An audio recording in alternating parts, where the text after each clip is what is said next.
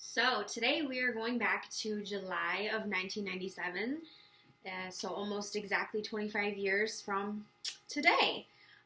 Did you know that the origin of birthdays can be tracked back as far as the book of Genesis and even in Egypt?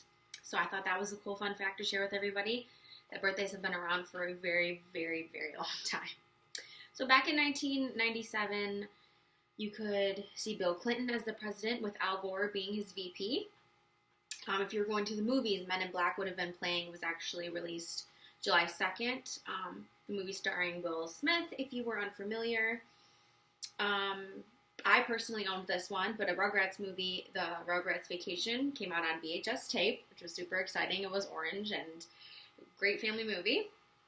If you were listening to the radio, the Billboard's #1 top hits track for 6 consecutive weeks was "I'll Be Missing You" by Puff Daddy, or P. Diddy, or however you associate with him now.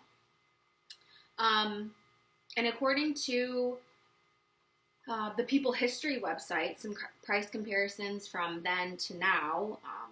Gas, you could have filled up your tank for $1.22 a gallon, which is something we can envy now, and as compared to then, I mean, those have inflated quite a bit.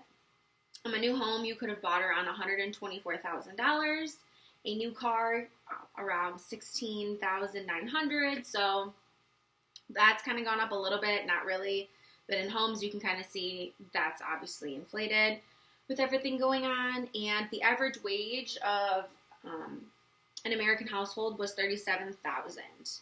And also, you could buy a movie ticket for $4.59. So that is about doubled in price. And that's going to like a normal movie theater. So, onthisday.com tells us that on July 15th at 9 a.m., famous fashion designer Gianni Versace was actually gunned down and assassinated by 2 bullets to the head on his entry steps of his Miami Beach home.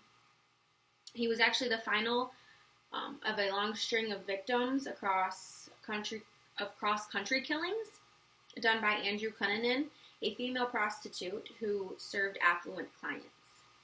Police say their relationship was unknown and it could have been just a random act, but this documentary, I actually watched it after I found out this news story. It's on Netflix, but it shows the scenes of them conversing, and kind of you can see the tone that they may have known each other better than just being complete strangers. And after actually Andrew was found dead 9 days after, not very far from Versace's home, about a couple blocks, with self-inflicted gun wounds on a houseboat. So today, actually, you can tour the Versace home. It's massive and beautiful. You can eat there, you can stay, and it's actually considered a luxury hotel. But prices actually start at $700 a night because this home was so extravagant and held so much rich design and housed a lot of famous people. It holds a lot of good history. So if you're interested in that, that's something really cool to check out in Miami. I've actually gone to it, and the architecture and everything is very beautiful. So another news story you could have heard back in this time, July of 1997, was the Nokia 6110 came out.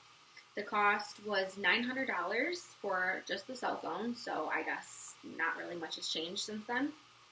I think I just bought my phone for like $1,100, so, I mean, inflation, yes, but not much. And for how much we get now with our phones, with the internet and trackers, and so I just feel like our phones now provide so much more than the phones obviously did back then, which I'll go over what those came with.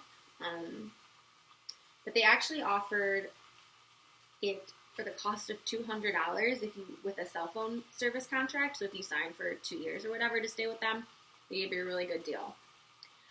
This lower price point made the phone one of the best selling in the 90s. Their focus was for the business traveler because it offered capabilities for overseas networks, also business-centric functions such as currency conversion, a calculator, a clock, and a calendar. So obviously things that were important to people back then were just the small things that people kind of ignore now.